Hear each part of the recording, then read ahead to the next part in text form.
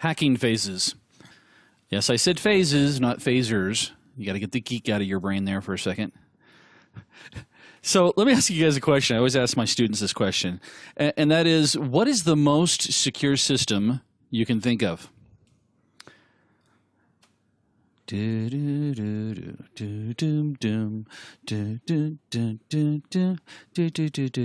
no. So I hear all kinds of things when I ask this question.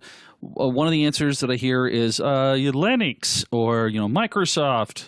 Okay, well, I never hear Microsoft, but Apple or once we get beyond talking about the OSs, because every one of those options or every one of those technologies is actually hackable, including Cisco routers, including switches. Everything is hackable. So then you get down to the next level, which is, okay, fine, we're going to take the system and we're going to put it inside of a locked room. Okay, that's fine. Who has keys to that locked room? Can they still gain it? Can anybody gain access? And do we trust everybody? My father was in the movie theater industry, and he was in charge. He worked for a chain of theaters, and his main job was finding theft in theaters. And believe it or not, there's a lot of theft that goes on.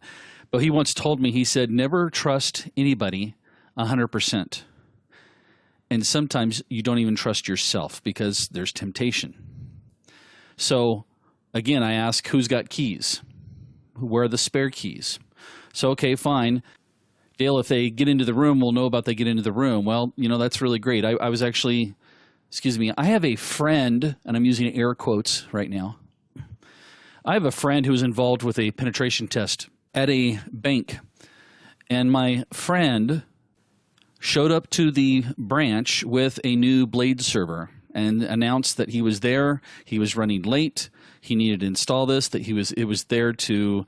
or the new server is going to make things work really fast, and he pretended like it was very heavy so they would hurry up, and sure enough, they hurried up and let him into the server room.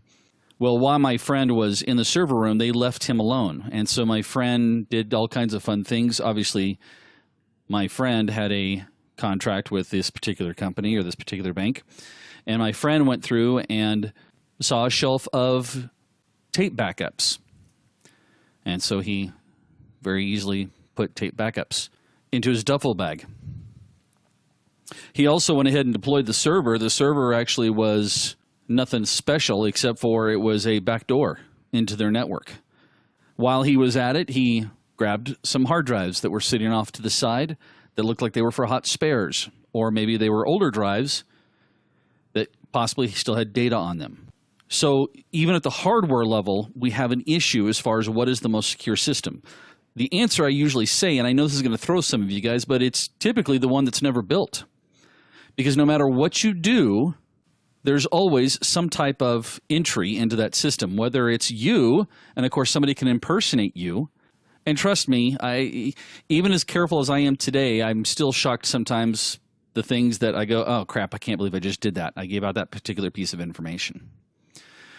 So one thing I like to get across to all my students is this, and this is really, really hard for some people to accept, but trust me, you're going to have to accept this, and that is you can't stop them.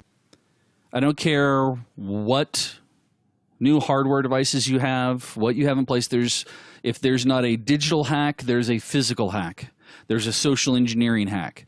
Your job is not to stop them. Your job is to discourage, misdirect, and slow them down, them being the attackers. Again, this is a extremely difficult thing to recognize and realize as an IT guy, because we like to think that we're infallible, because everybody thinks that we're infallible, right? The other thing is that you have against you is time. Time is not on your side.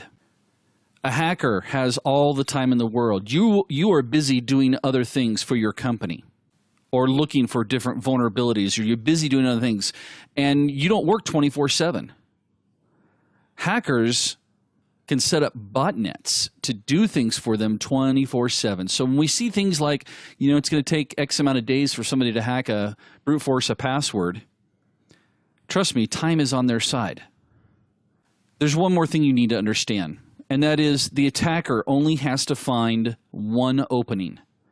Your dilemma is that you have to find all of the openings and make sure that they're covered. And again, the reason why we can't stop them is just when you think you get everything covered, a new vulnerability comes up because there's been an update to an OS or an update to an application or an update to drivers. So grasping that, we need to understand how hackers operate and how you should operate.